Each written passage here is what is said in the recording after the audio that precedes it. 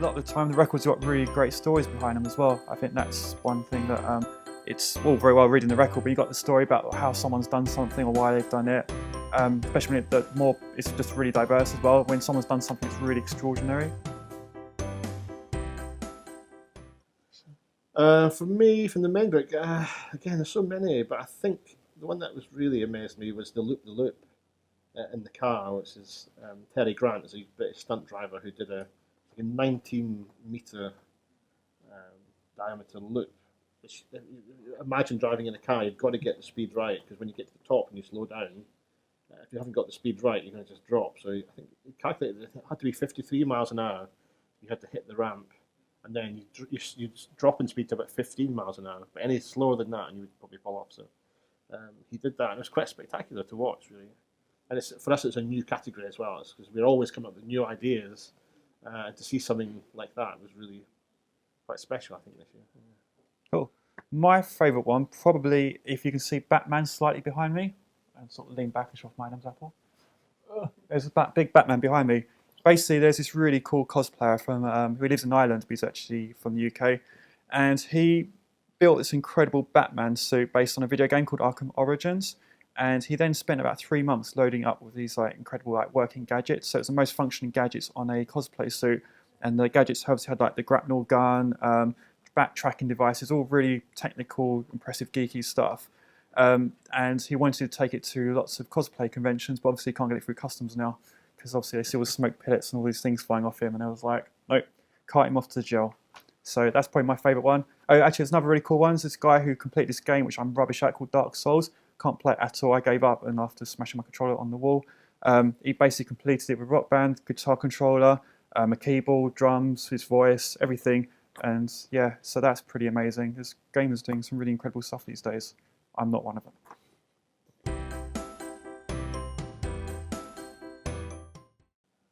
them.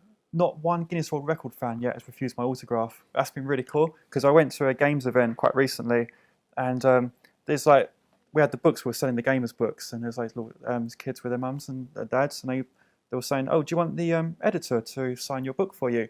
And everyone was like, oh yeah, really cool. And I just sort of said earlier, I was just waiting for that one kid just to look at me and just go, nah, like that. Didn't happen, but one dad had to go and consult his kid, who was off somewhere else, if he wanted my signature, because he wasn't entirely sure.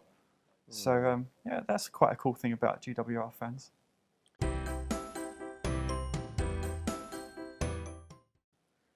Can I answer that question for you?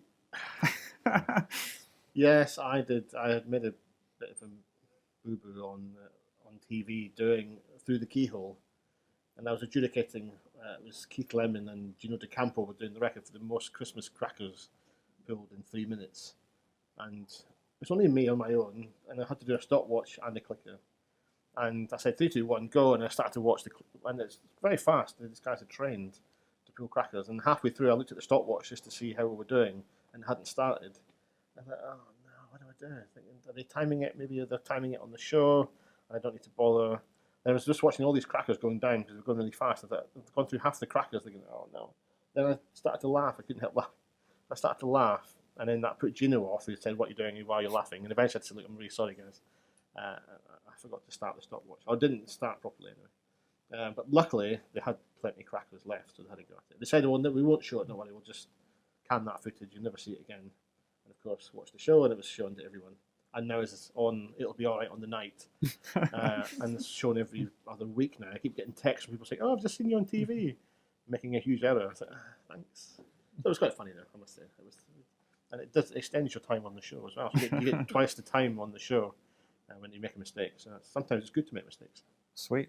I'm just incredibly professional in my job, and nothing funny has ever happened. Full stop. Oh, crikey, anything involves a list. So yeah, I mean, we had I think we've got a big Star Wars section in the current book, so we had to verify for record. Star Wars apparently has got the most prolific video game franchise based on a film license. So we had to go through hundreds of Star Wars releases, working out which one's an actual proper release, which one's not a re-release, which one's not a special edition, which one's not an expansion pack, which one's not a remake, which one's not a...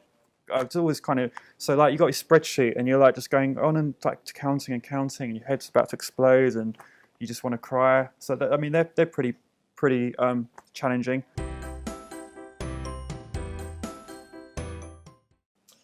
Yeah, I think I was particularly impressed with Joseph Tootling, who's an Australian stuntman, who has the full body burn record. So as a stuntman would, sets himself on fire for the longest time. It's about 5 minutes 40 seconds, I think. The key is to keep moving, to keep the flames off your face. So he took it to an extreme level and thought, okay, I'm going to have myself dragged by a horse on fire.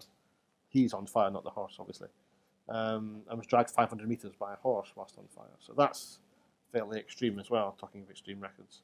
We've got Didge the cat. We actually play off who's the smartest, the dog or the cat, by seeing how many tricks they can do in 1 minute.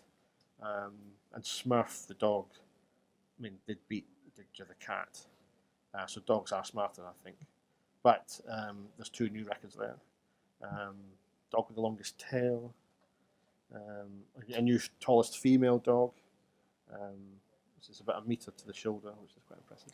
You sure dogs are smarter than cats? I just thought it's like cats can't be bothered. Yeah. They're just like, meh, I can't bother to do that. Meh. It's that sort of thing. Yeah. Or meow. Yeah, meow. Yeah, meow, I can't bother to do that, not meh. Meow. Yeah.